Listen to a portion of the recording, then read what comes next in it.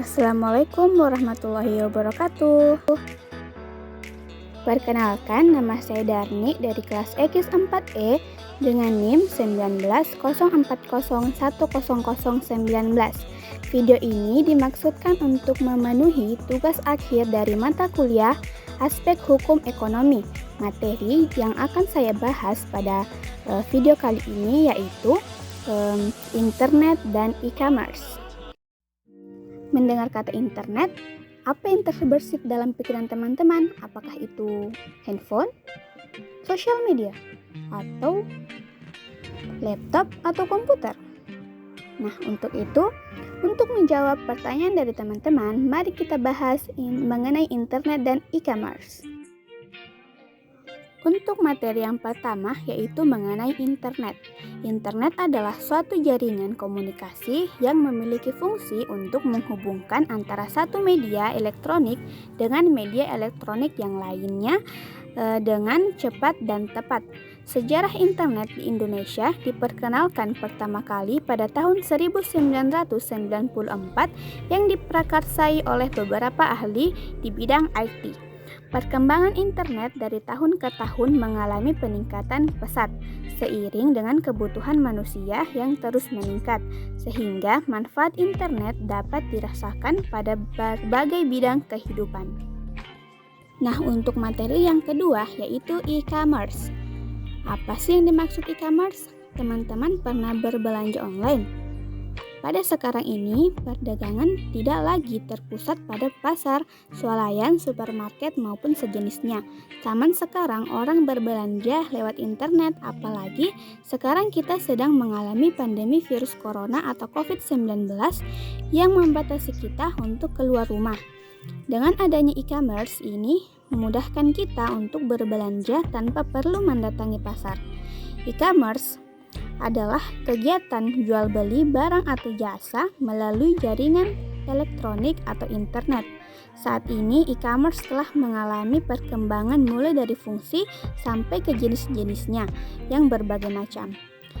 Ada 7 jenis e-commerce dengan karakteristik yang berbeda, yaitu yang pertama, business to business atau B2B meliputi semua transaksi elektronik barang atau jasa yang dilakukan antar perusahaan.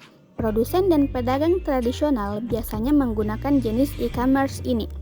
Yang kedua yaitu B2C atau business to consumer.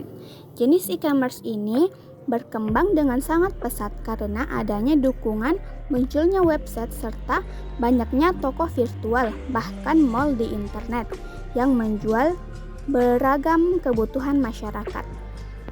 Yang ketiga yaitu C2C atau consumer to consumer.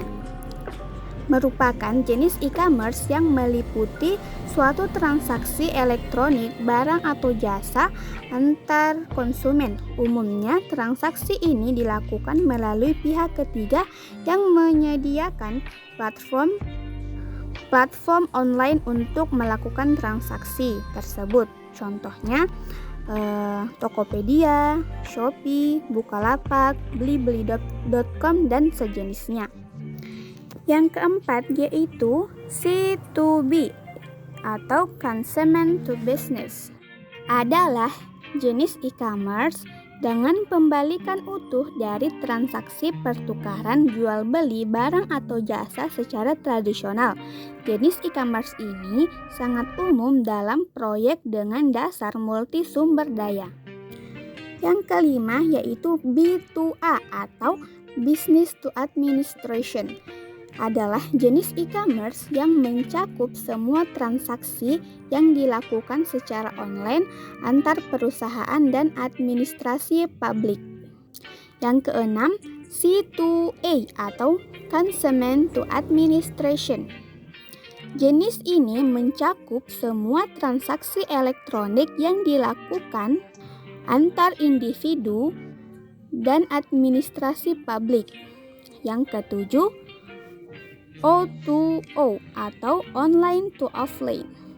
Jenis ini e-commerce menarik pelanggan dari saluran online ke toko fisik seperti Matahari Mall.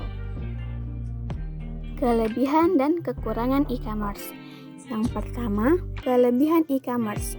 Produk dan layanannya bervariasi. Yang kedua, mempersingkat rantai distribusi, pembayaran lebih mudah, peningkatan kualitas layanan, dan yang terakhir, efisiensi biaya. Selanjutnya, kekurangan e-commerce, yaitu yang pertama, ketergantungannya yang sangat kuat pada teknologi informasi dan komunikasi. Yang kedua, kurangnya undang-undang yang memadai untuk pengatur kegiatan e-commerce. Yang ketiga yaitu rentan akan penipuan. Warna dan kualitas produk belum tentu sama dengan apa yang kita lihat di website dengan yang aslinya. Selanjutnya, contoh e-commerce di Indonesia. Yang pertama, di bidang jual beli online di marketplace. Contohnya yaitu Bukalapak, Tokopedia, Blibli, Kaskus, dan Traveloka. Yang kedua, internet banking dan SMS banking. Dan yang ketiga, TV kabel dan internet provider seperti Indovision, IndiHome, MyRepublic, dan First Media. Demikian pemaparan materi mengenai internet dan e-commerce yang dapat saya sampaikan. Apabila ada kesalahan dalam pengucapan saya dalam video ini, saya memohon maaf. Terima kasih. Wassalamualaikum warahmatullahi wabarakatuh.